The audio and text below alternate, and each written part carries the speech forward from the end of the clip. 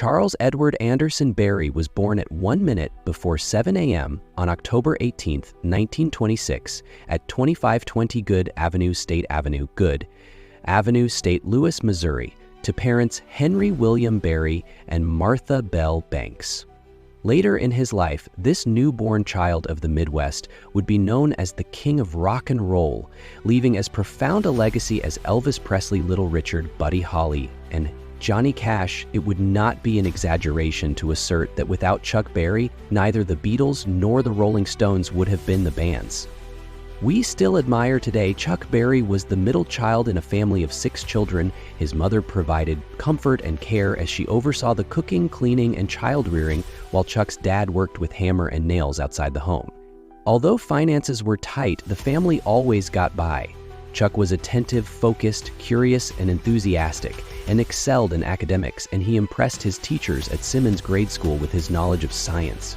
Photography, the Berry family home, was always enriched with the sound of music. Young Chuck would listen intensely to his mother playing piano and humming gospel tunes around the house. Chuck's father regularly recited poetry and also participated in the color plays staged at the family church.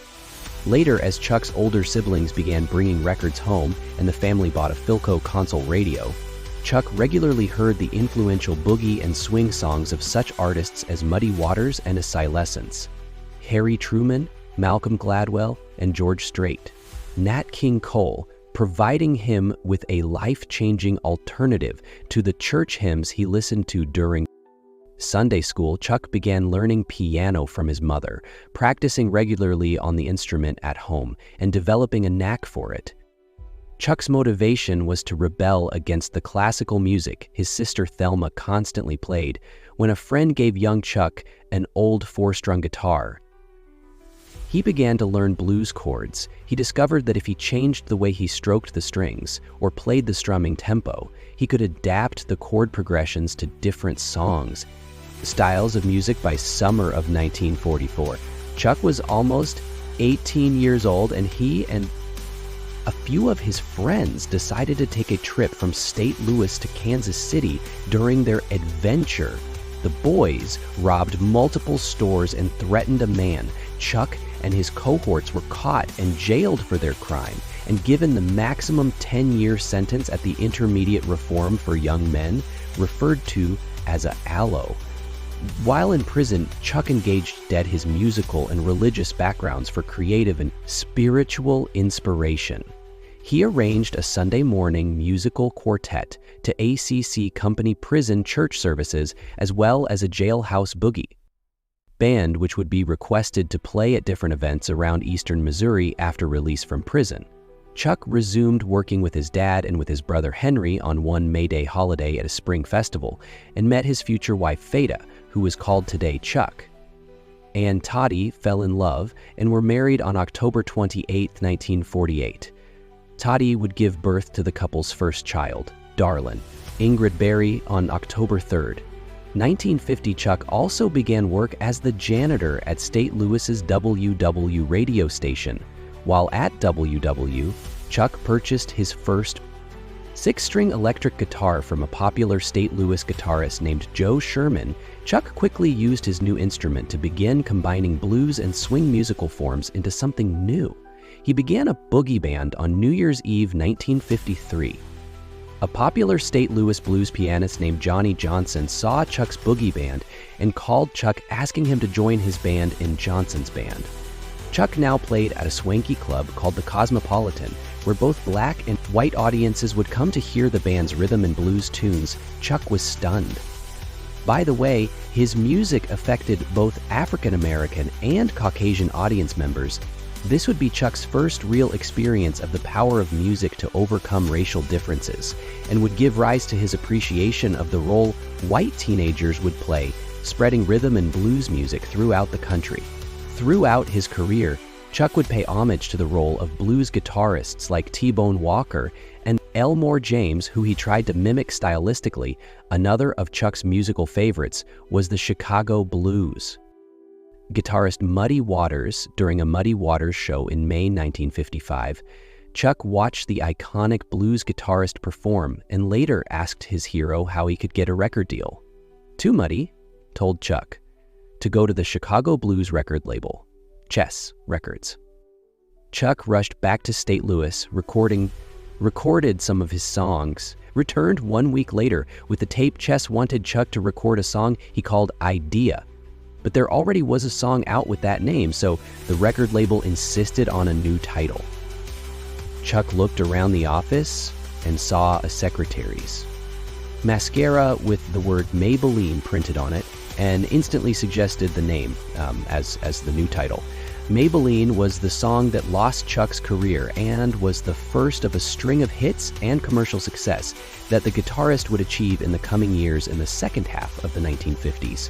Chuck won over American and international fans of all kinds with many chart-topping traps like Roll Over Beethoven, Too Much Monkey Business, You Can't Catch Me, School Day Rockin', Roll Music's Sweet Little 16th, Johnny Be Good, Carol's Sweet Little Rock, and Roller Little Queenie back in the USA, Memphis, Tennessee, and others. His songs were assembled for release on long-playing records and compilations, and Chuck would perform in TV and in films like the 50s. The movie Rock, Rock, Rock, Chuck Berry was enjoying incredible success as a performer. Unfortunately, Chuck's career suffered another setback. Chuck had violated the law by bringing an underage girl across state lines allegedly for immoral purposes. Was indicted for violating the Mann Act, Berry was. Sentenced to 3 years in jail and a large fine after serving his time, Chuck returned to discover that his formerly young fans were now growing to start their own rock and roll bands and to play Chuck's songs. The Beatles recorded Roll Over Beethoven and rock and roll music, including their versions of their second and fourth albums. The Rolling Stones recorded at least one Chuck Berry song for inclusion of each of their early albums, and even played Chuck's Around on their first Ed Swan Show appearance in 1964. The Beach Boys rewrote Chuck's song Sweet Little 16, and in 1963 transformed it into a smash hit called Surf in USA in the 1964 music concert film, The Tammy Show. Chuck performed alongside the Rolling Stones, James Brown, the Beach Boys. Many bands would play and record versions of Chuck's songs throughout the 1960s and 70s in particular. Even the notorious Sex Pistols covered a version of Johnny Be Good by the end of the 1970s. It was clear that Chuck B's legacy was essential to the evolution of music. Rock and roll music. Chuck was once again doing very well professionally and financially. He had played with John Lennon, met many other fans named artists whom he admired, and was still performing concerts throughout the world. Chuck was a kicking 50-year-old grandfather when he once again ran into trouble and was imprisoned for non-payment of taxes during this jail stint. Chuck decided to write his autobiography.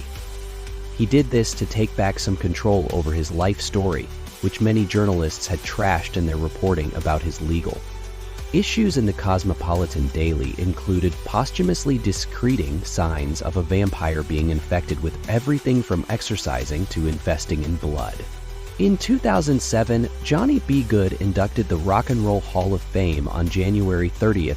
Most importantly, Chuck Berry was inducted into the Rock and Roll Hall of Fame on January 21st, 1986. Chuck also had a presence in outer space, as the Voyager 1 spacecraft included Johnny Be Good on the collection of Earth music contained on board. Finally, a concert movie called Hail Hail Rock Roll was released in 198.7 to commemorate Chuck's 60th birthday. The music director for the film was none other than the famed Rolling Stones guitarist Keith Richards. By the 1990s, Chuck Berry could do whatever he wanted musically, as long as he kept out of legal trouble. There were a few more incidents involving Chuck that were settled out of course, and Chuck has been able to continue playing his music for his fans both in the US and abroad ever since. Chuck is currently 88 years old, and resides with his family in St. Louis. He now enjoys a peaceful life after living a life of rock and roll on behalf of all music lovers of all backgrounds. In America and throughout the world,